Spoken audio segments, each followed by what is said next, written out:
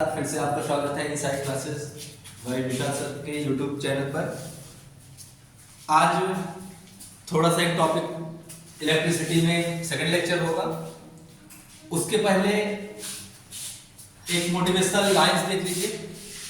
साहिल पे पहुंचने से इनकार किसे है, लेकिन तूफानों से लड़ने का मजा ही कुछ और। तो किनारे तो सब लगना चाहते हैं, लेकिन लड़ाई कोई लड़ना नहीं चाहता। वही बात है कि साहिल पे पहुंचने से इनकार किसे है, लेकिन तूफानों से लड़ने का मजा ही कुछ और। कहते हैं कि किस्मत खुद लिखता है, किस्मत खुदा लिखता है, लेकिन उसे मिटा के खुद गढ़ने का मजा ही कुछ और है। तो अंदाज अलग होना चाहिए एकदम। आपको पढ़ाई का जो यह सफलता का जो अचीवमेंट है आपका बिल्कुल अलग होना चाहिए। और उसी के साथ एक हमारा शुरुआत करेंगे इलेक्ट्रिसिटी का लेक्चर नंबर 2। इसमें हम कल आपको बता दिए थे कि जो श्रेणी का संयोजन जो आप पढ़ रहे थे, combination of resistance, combination of resistance, इसमें आप पढ़ रहे थे ये दो प्रकार के प्रतिरोधों का संयोजन जो होता है, एक श्रेणी क्रम होता है, एक श्रेणी क्रम होता है और एक होता है कौन सा क्रम, समांतर क्रम। तो श्रेणी क्रम और समांतर क्रम की बात हमने कर ली थी। केवल श्रेणी क्रम पे आपको यह बताया गया था कि अगर तीन प्रकार के जो रेजिस्टेंस आपके होते हैं, अगर उसको श्रेणी क्रम में जोड़ दिया जाए तो श्रेणी क्रम में जोड़ देने के बाद इसमें जो करंट फ्लो होता है श्रेणी क्रम में वो सेम होता है, लेकिन वोल्टेज क्या होता है, वो डिफरेंट वोल्टेज होते हैं। तो V3 इसको R3, ये R2, ये हो गया क्या आपका R1। याद कीजिए कल बताए थे कि पहले रेजिस्टेंस में R1 प्रतिरोध में कितना पोटेंशियल उत्पन्न होगा, तो V1 इक्वल I R1 और R2 रेजिस्टेंस में V2 equal I R2, R3 resistance में V3 इक्वल I R3। तो ये चीजें हो गई थी। इसको जब कंबाइन किए थे टोटल हम निकाले थे तो V1 plus V2 plus V3, total voltage circuit में कितना हो रहा, तो V इक्वल वैल्यू पुट कर देंगे IR1 IR2 IR3, V equal IR Ohm's law, R1 IR2 IR3, I common कर लेंगे तो I से I खत्म कहानी हो जाएगी, दाइंड हो जाएगा और ये हो जाएगा R equal R1 plus R2 plus R3। Second topic की बात आज हमको करनी है, समांतर क्रम होता क्या है। देखिए समांतर क्रम क्या होता है, यदि तीन प्रकार के रेजिस्टेंस को यदि हम जोड़ दें और उन तीनों का पहला सिरा, उन तीनों प्रतिरोध का पहला सिरा किसी एक बिंदु पर और दूसरा सिरा किसी एक बिंदु पर आकर मिलता है, जैसे इसको A कर लें, इसको B कर लें, और इसी को हम क्या कहते हैं, इसी को कहते हैं कि ये कैसा क्रम हमारा है, समांतर क्रम है। समांतर क्रम में इसको वोल्टेज मान लिए ये होता है B। यहाँ देखिए इसको मान लो R1 रेजिस्टेंस, इसको R2 रेजिस्टेंस, इसको R3 रेजिस्टेंस। तो इसमें आप देखिए जो कि अगर किसी भी प्रकार के तीन प्रतिरोध अगर मान लीजिए आप जोड़ दिए, 3 जोड़ सकते हैं, 4 जोड़ सकते हैं, 5 जोड़ सकते हैं या तक जोड़ सकते हैं, और उसमें उसका पहला सिरा, सभी प्रकार के रेजिस्टेंस का जो पहला सिरा है वो एक ही पॉइंट पर आकर मीट करे अर्थात मिले, और दूसरा सिरा किसी एक पॉइंट पर आकर मिल जाए, तो ऐसा बनने वाला जो प्रक्रम होता है वो होता है हमारा कौन सा प्रक्रम, समांतर क्रम। तो समांतर क्रम में आज हम देखेंगे समांतर क्रम में जो करंट होता है ना, यहां से करंट चलना शुरू किया और I और इधर I यहां से जाने के बाद ये करंट हो गया डिस्ट्रीब्यूट, इसमें हो जाएगा I1 और इसमें हो जाएगा I2 और इसमें चल जाएगा क्या I3 हो जाएगा, और सभी का जो पोटेंशियल है वो सबका पोटेंशियल जो होगा भी वो क्या होगा, इक्वल होगा। अब इसमें हम जैसे इसमें हम पोटेंशियल निकाले थे सबका, अब इसमें क्या निकालेंगे, करंट निकाल लेंगे। तो पहले प्रतिरोध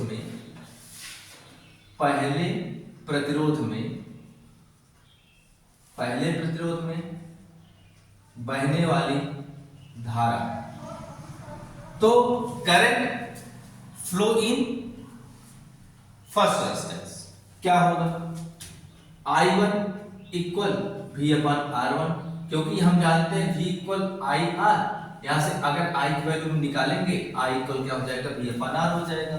इसको इक्वेशन नंबर 1 हम कंसीडर कर लेते हैं। फिर क्या कहते हैं, दूसरे प्रतिरोध में बहने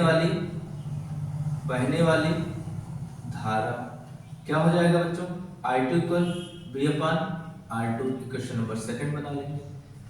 तीसरे प्रतिरोध में बहने वाली धारा इसकी वैल्यू क्या हो जाएगी, I3 इक्वल V अपान R3। यहां तक बातें समझ में आई है। इधर देखो, इसको हटा देते हैं, थोड़ा सा यहां साफ कर देते हैं। अब देखिए, अब परिपथ में बहने वाली कुल धारा परिपथ में जो बहेगी वो कितना होगा। अब I equal I1 plus I2 plus I3 हो जाएगा। उसके बाद I बराबर हम लिख सकते हैं V बाई R, ये होगा V अपान R1, ये होगा V अपान R2, ये होगा V अपान R3। अब यहां से क्या करेंगे, V बाई R, V हम कर लिए कॉमन, 1 अपान R1, 1 अपान R2, 1 अपान R3 हो गया। अब जब ये R3 हो गया, V से भी हो गया यहाँ कैंसिल आउट, और ये हो गया 1 अपान R इक्वल 1 अपान R1 प्लस 1 अपान R2 प्लस 1 अपान R3। ये वैल्यू निकल के आ गई equivalent resistance when 3 resistance jointed in the parallel. तो ये बात निकल के आ गई 1 अपान R इक्वल 1 अपान R1 प्लस 1 अपान R2 प्लस 1 अपान R3। तो पहला जो हम कल देखे थे, आज भी स्टार्टिंग में हमें बताया कि श्रेणी क्रम में जो होता है हमारा total resistance equivalent resistance R equal आता है R1 plus R2 plus R3। ये हमारा इन सीरीज आ जाएगा, ये हमारा पैरेलल आ जाएगा। तो यह चीजें आपको अच्छी तरीके से समझ में आई होंगी। नहीं समझ में आई है तो कल वाला वीडियो देखिए, उसके बाद इसको आके देखिए आप लोग। तो ये चीजें हो गई। अब इस पर बात करते हैं कि न्यूमेरिकल कैसे आते हैं एग्जाम्स में। ये भी टॉपिक ध्यान से पढ़िएगा, इंपॉर्टेंट है बोर्ड एग्जाम के लिए, किसी भी कंपटीशन के लिए, स्पेशली हाई स्कूल और इंटरमीडिएट के बोर्ड एग्जाम के लिए तो अति महत्वपूर्ण क्लास है ये। और ये भी बात याद रखिए कि बार बार इसको रिवाइज करते रहिएगा। अब चूंकि बोर्ड बिल्कुल नजदीक हमारे है, बिल्कुल फरवरी में बोर्ड ने दस्तक दे दिया, कहा कि अलर्ट हो जाओ हम आ रहे हैं। तो आप लोग मेहनत से बढ़िया से एकदम लगन के साथ जुटे जाइए, माँ बाप के सपनों को साकार कीजिए और अपना भविष्य उज्जवल कीजिए। क्योंकि आपको पता होगा कि पढ़ाई जो होता है ना, पढ़ाई जो education is the most powerful weapon होता है, और उसको पढ़ते रहिए, और जितना पढ़ेंगे उतना ही ठीक रहेगा। आप ये नहीं करें कि आप खेलिए कूदे नहीं, एंजॉय के साथ पढ़ाई कीजिए। ऐसा नहीं कि आप दिन भर पढ़ते रहिए और अच्छे से पढ़िए। आज हम बात चली आते हैं न्यूमेरिकल्स पर। इस पर न्यूमेरिकल कैसे पूछे जाते हैं, देखिए क्वेश्चन नंबर 1 बात करते हैं। कह रहा है कि अगर कोई रेजिस्टेंस, इस प्रकार के रेजिस्टेंस है और इस प्रकार के रेजिस्टेंस को हम ऐसे जोड़ते हैं।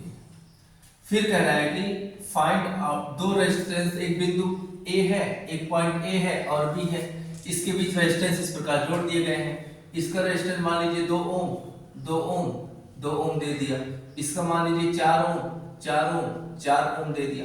अब कह रहा है कि find the equivalent resistance between A and B। जिसको समझ में आया पॉज करके वीडियो को सॉल्व करें, अपने मन से सॉल्व करेंगे। कर लिया। कुछ लोग कह रहे हैं कि सर बता ही दीजिए क्या करें, क्यों करें। तो आलसी मत बनिए, ट्राई कीजिए, क्वेश्चन को जितना करेंगे उतना मजा आएगा। तो चलिए आइए देखते हैं। पहले फसली क्या करते हैं, 2 ओम। तो यहां लिख देंगे 2 ओम हुआ 2 ओम के तीनों प्रतिरोध श्रेणी क्रम में जुड़े हैं। अतः कुल प्रतिरोध, देखिए अगर आपसे श्रेणी क्रम में जोड़ने के लिए कह रहा है तो श्रेणी क्रम में जोड़ने से कुल प्रतिरोध आपको पता होगा।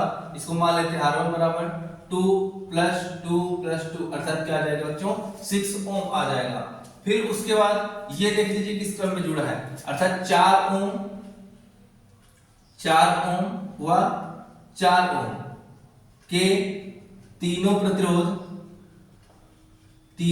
प्रतिरोध श्रेणी क्रम में जुड़े हैं, श्रेणी क्रम में जुड़े हैं। अतः कुल प्रतिरोध, तो कुल प्रतिरोध क्या हो जाएगा R2 मान लेते हैं, तो ये हो जाएगा 4 + 4 + 4, ये हो जाएगा 12 ओम। अब देखिए ये 2 2 2 हम आपको बताए थे श्रेणी क्रम में क्या होता है कि पहले प्रतिरोध का जो दूसरा सिरा होता है दूसरे के पहले से ज्वाइंट होता है, दूसरे का जो दूसरा सिरा होता है वो तीसरे के पहले से ज्वाइंट होता है। तो ये सीरीज बोल देते हैं इसको, 2 2 और 2 ये सीरीज हो गया। यहाँ भी वही चीजें सेम लागू होती हैं, अर्थात पहले प्रतिरोध का जो दूसरा सिरा है यहाँ जुड़ गया, दूसरे प्रतिरोध के पहले सिरे से जुड़ा है, फिर दूसरे प्रतिरोध का जो दूसरा सिरा है वो तीसरे के पहले से जुड़ गया। तो इस तरह से हम इसको जान लिए, ये एक प्रोसेस है जिसको हम श्रेणी क्रम कहते हैं। अब जरा देखिए ये सर्किट अब आपका ऐसा नहीं रहा, सर्किट चेंज कर दिया। अब सर्किट ये हो गया आपका इस तरीके से सर्किट हो गया आपका, है ना। अब यहाँ पर इक्विवेलेंट रेजिस्टेंस कितना आपने निकाल रखा था, यहाँ दे दीजिए पॉइंट ए दे दीजिए, ये पॉइंट बी दे दीजिए। अब यहाँ देखिए इसका सर्किट आपने कितना निकाला था, टोटल रेजिस्टेंस का कितना निकाला था, टोटल रेजिस्टेंस हमने यहाँ पर निकाल रखा है 6 ओम, यहाँ टोटल कितना निकाल रखा है 12 ओम। अब जरा देखिए ये दोनों रेजिस्टेंस हम किस क्रम में समझेंगे, दोनों रेजिस्टेंस को हम किस क्रम में समझेंगे। दोनों रेजिस्टेंस को हम यहाँ पर देखिए ध्यान से, इसका पहला सिरा 6 ओम का पहला सिरा यहाँ आके ज्वाइंट है, इसका पहला सिरा यहाँ आके ज्वाइंट है, ये तो बात है ठीक है। क्या इसका दूसरा सिरा भी एक ही पॉइंट पर है, जी हाँ, यहाँ इसका दूसरा सिरा यहाँ देखिए बी पर, इसका भी दूसरा सिरा कहां पर है बी पर है। अतः ये 6 ओम यहाँ लिख लेंगे 6 ओम व 12 ओम के प्रतिरोध किस क्रम में है, समांतर क्रम में है। किस क्रम में भैया, समांतर क्रम में है। अतः तुल्य प्रतिरोध, तुल्य प्रतिरोध अभी आपको पढ़ाएगा 1/R = 1/R1 + 1/R2, value put कर लीजिए। 1/R = 1/R1 का R1 का मान कितना 1/6 + 1/ कितना 12। अब इसको सॉल्व कर लेंगे, इजी है सॉल्व करना, इसको सॉल्व कर ही सकते हैं। अब यहां हम यहां सॉल्व करते हैं 1/R इक्वल, यहाँ एलसीएम ले लोगे 12 आ जाएगा, 12 एलसीएम आ जाएगा, यहाँ आ जाएगा 2 + 1, 1/R इक्वल क्या हो जाएगा 3/12, 1/R इक्वल क्या हो जाएगा 1/4, क्रॉस मल्टीप्लाई कर लीजिए, R बराबर कितना आ गया 4 ओम। इसको ऐसे ना समझ पाए हो तो R इक्वल निकाल सकते हैं, यहाँ से R इक्वल ऐसे निकाल सकते हैं, R इक्वल R1 × R2 अपन R1 + R2, ये भी है। अगर दो प्रतिरोध श्रेणी क्रम समांतर क्रम में जुड़े होते हैं इसका तुल्य प्रतिरोध ये होता है R इक्वल R1 × R2 अपन R1 + R2।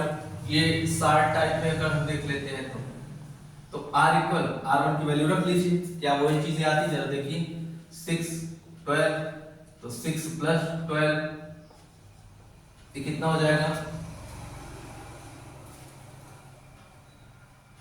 72, ये क्या हो जाएगा 18, 18 चौका 72, 18 4 72, यहाँ आ गया क्या 4 ओम। सेम चीजें आई हैं, तो कोई अलग से चीजें नहीं है। समझ में आ गया हो तो कमेंट शेयर जरूर कीजिएगा, लाइक कीजिएगा और बताइएगा चीजें समझ में आई कि नहीं। फिर से देख लेते हैं, कह रहा है कि ये 3 रेजिस्टेंस है, 2 माइक ओम के 3 रेजिस्टेंस श्रेणी क्रम में, यहाँ भी 4 4 4 के श्रेणी क्रम में लगा दिया, फिर इन दोनों को अटैच कर दिया गया। तो इसको बताइए कि find the equivalent resistance between A and B, A और बी के बीच का तुल्य प्रतिरोध क्या होगा। तो 2 ओम 2 ओम 2 ओम, तीनों जो श्रेणी क्रम में जुड़े हैं, तो कुल प्रतिरोध हमारा R1 बराबर 2 + 2 + 2 अर्थात 6 ओम आ जाएगा। 4 4 4 के तीनों प्रतिरोध श्रेणी में जुड़े हैं, यहाँ भी क्या हो जाएगा 12 आ जाएगा।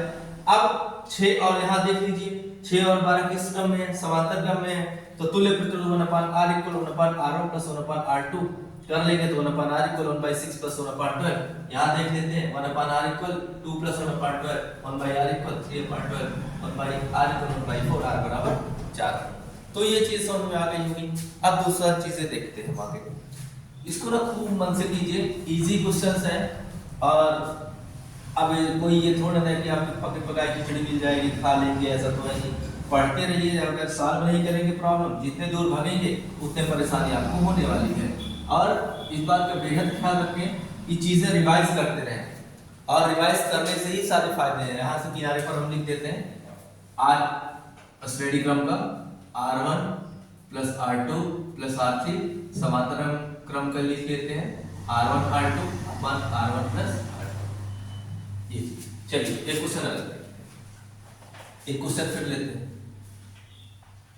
ऐसे दे दिया, फिर यहाँ पे इस तरीके से, यहाँ पे फिर इस तरीके से, आगे फिर जाके एक सर्किट और जोड़ दिया, फिर एक जोड़ दिया, और फिर हमसे कह रहा कि पॉइंट बी है, ये पॉइंट ए है, ए और बी के बीच का इक्विवेलेंट रेजिस्टेंस फाइंड करो।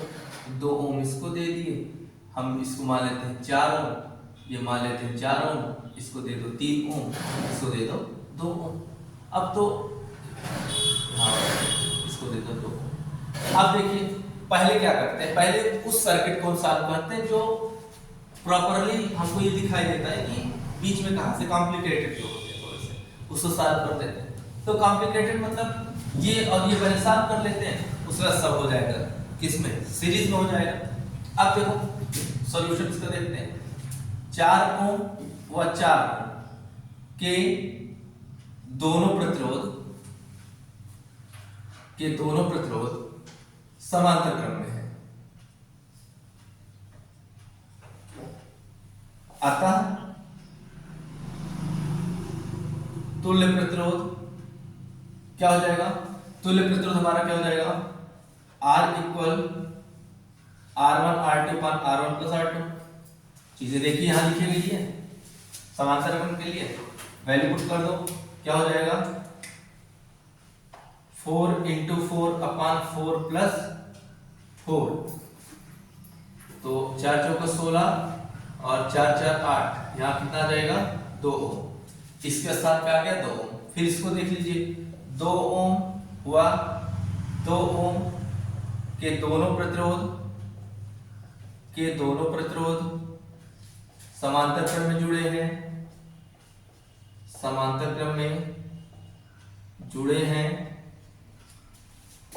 अतः तुल्य प्रतिरोध। तो इसका तुल्य प्रतिरोध क्या हो जाएगा, R = R1 R2 / R1 + R2। तो अब हम क्या कर देंगे, R1 R2 की वैल्यू, R1 R2 मतलब 2 × 2/2 + 2, तो 2 × 2 = 4/4, ये क्या आ जाएगा 1 ओम यहाँ आ गया। अब हम क्या करते हैं, ये सर्किट हमारी इस तरीके से हो गई कि ये इस तरीके से बन गई हमारी, इसके स्थान पे 3 ही है, फिर ये आपका ये बी है, ये आपका क्या है ए पॉइंट है। अब देखिए जरा, यहाँ तो 2 दिया ही था हमको 2 ओम, अब इसके स्थान पे कितना निकाल लिए हैं 2 ओम, इसके स्थान पे निकाल लिए हैं। ये 3 दिया था, ये 1 आया है, इसके स्थान पे 1 हमने निकाल रखा है। अब देखो चूंकि चारों प्रतिरोध श्रेणी क्रम में है, चूंकि चारों प्रतिरोध श्रेणी क्रम में है, अतः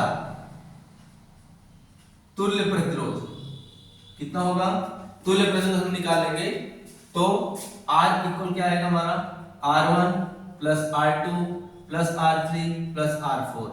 इसका मतलब है 2 + 2 + 3 + 1, 2 2 कितना हो जाएगा 4 3 7 8, तो R कितना आ गया 8 ओम। इसका मतलब R चाहे तुल्य यहां लिख लीजिए और चाहे इंग्लिश में लिख लीजिए कि R इक्विवेलेंट बराबर कितना 8 ओम। ये हमारा रहा क्या सॉल्यूशन। तो ये चीजें आपको समझ में आई होंगी, आई होप समझ में आया होगा। और इस चीज को करते रहिए, प्रयास करते रहिए। एक क्वेश्चन और छोटा सा ले लेते हैं, थर्ड क्वेश्चन। इस पर छोटा सा क्वेश्चन एक है, वो भी आसान ही है, बहुत कुछ करना नहीं है, लेकिन चीजें जानते रहिए, बहुत ध्यान से समझिएगा इसको। और एक क्वेश्चन है थर्ड, अगर मान लीजिए इस तरीके से आपको दे रखा है,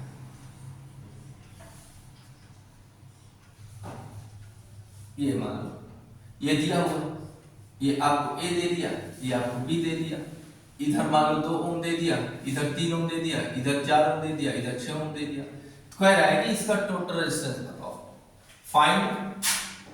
फाइंड आर तुल्य between A and B. R equivalent या तुल्य कह लो, चाहे इक्विवेलेंट कह लो, between A and B, A और बी के बीच का तुल्य प्रतिरोध निकालना है। तो देख लेते हैं, इजी है, सॉल्यूशन देखते हैं इसका। तो यहां पे देखिए 2 ओम और 3 ओम के प्रतिरोध श्रेणी क्रम में है, अतः R बराबर 2 + 3 इक्वल कितना आ जाएगा, 5 ओम आ जाएगा। एनी डाउट, किसी कोई समस्या, हेजिटेशन, हिचकिचाहट, कुछ भी दिक्कत नहीं। आप देखते हैं और देख लो 4 ओम व 6 ओम के प्रतिरोध भी श्रेणी क्रम में है, अतः इसको R1 मान लो, इसको R2 मान लो, ये हो जाएगा 4 + 6 = 10 ओम। अच्छा अब देखिए ये चेंज होने के बाद क्या होता है, थोड़ा सा इक्विवेलेंट का फिगर भी हम क्या कर देंगे, चेंज कर देंगे। इक्विवेलेंट का फिगर चेंज हो जाएगा। चेंज होने के लिए हम इसमें क्या कर लेंगे, यहाँ पे पॉइंट ए है आपका इस तरीके से, ये है आपका पॉइंट बी, ये है आपका पॉइंट बी। तो यहां पे बच्चों क्या चीजें हुई है, इसके स्थान पर, इन दोनों के स्थान पे इक्विवेलेंट हमने निकाल रखा 5 ओम यहाँ है, और इसका इक्विवेलेंट हमने निकाल रखा कितना, 10 ओम। अब देखिए जरा, इसका पहला सिरा किसी एक पॉइंट पर मीट कर रहा, इसका दूसरा सिरा चाहे इसी को मान लो बी पॉइंट पर मीट कर रहा, तो ये क्या है, तो लिखेंगे चूंकि 5 ओम व 10 ओम के प्रतिरोध कैसे हैं, पैरेलल है। कैसे हैं, पैरेलल है, मतलब समांतर है। तो R इक्वल क्या हो जाएगा, R हम तुल्य निकाल लेंगे, ये पैरेलल है, इसको जानते रहिए, पैरेलल। तो R1 R2 अपान R1 + R2, 50 अपान क्या जाएगा, 15। तो R तुल्य बराबर क्या हो जाएगा हमारा, R इक्विवेलेंट इक्वल कितना हो जाएगा, 10/3 ओम, 10/3 ओम। तो ये चीजें आई होप समझ में आया होगा आपको।